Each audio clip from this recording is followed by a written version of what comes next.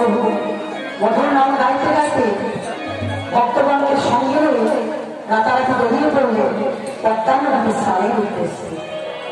কোথায়? মুর্শিদাবাদের জলনদী, সেই পদ্মা নদী। বহুদিনের পর নবদ্বীপ থেকে জলনদী অনেক দিনের পর তাই প্রভু ভক্তগণকে সঙ্গে রয়ে বেরিয়ে পড়লে পদ্মা নদীতে যেই না পদ্মার কাছাকাছি হয়েছে, পদ্মা তীরে এসে উপস্থিত হয়েছে ভক্তগণের সঙ্গে। প্রভু বললেন কি, ভক্তগণকে বললেন, হে ভক্তগণ, তোমরা বিলম্ব করো না, তোমরা একে একে স্নান সেরে না। তাই প্রভু আমার বলেছে কি, ভক্তগণকে পদ্মার জলে নামিয়ে দিয়ে প্রভু পাহাড়ে দাঁড়িয়ে আছে। ভক্তগণ স্নান করছে, তারা নিজ নিজ স্নানে মত্ত হয়ে আছে। প্রভু করেছে কি, একটু আড়ালে গিয়ে একটা গাছ ছিল, সেই গাছের নিচে বসেছে আর ভক্তরা স্নান করছে। প্রভু গাছের আড়ালে বসে বসে ডাকছে, চিৎকার করছে,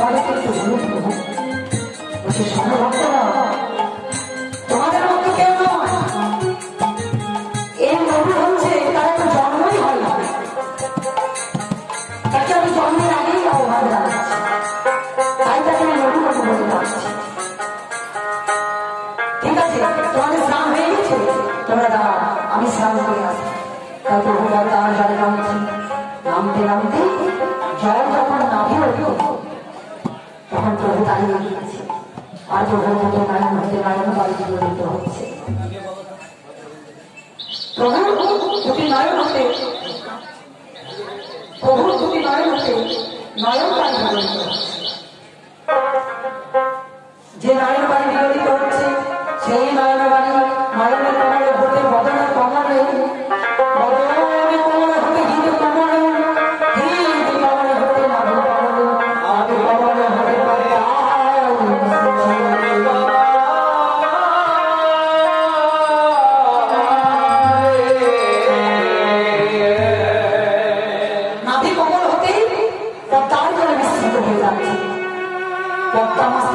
না পেরে বলে বলে প্রভু প্রভু এই আপনি কি করছেন? আমরা নয়ন থেকে নয়ন কাটি বিকলিত হচ্ছে কেন প্রভু কেন? এই বাড়ি এই নয়ন বাড়ি যে আমার জলে মিশ্রিত হচ্ছে প্রভু। প্রভুকে দেখে বললেন পদ্মা পদ্মা আমি আমার বুকের মধ্যে কৃষ্ণ প্রেম বহুদিন ধরে তিল তিল করে সঞ্চিত করে রেখেছি। সেই কৃষ্ণ প্রেম আমার হৃদয়ে জমাট বেঁধে রয়েছে। বিরহ কাম দিয়ে সেই প্রেমকে বিগলিত করে আমি তোমার জলে মিশিয়ে দিচ্ছি পদ্মা।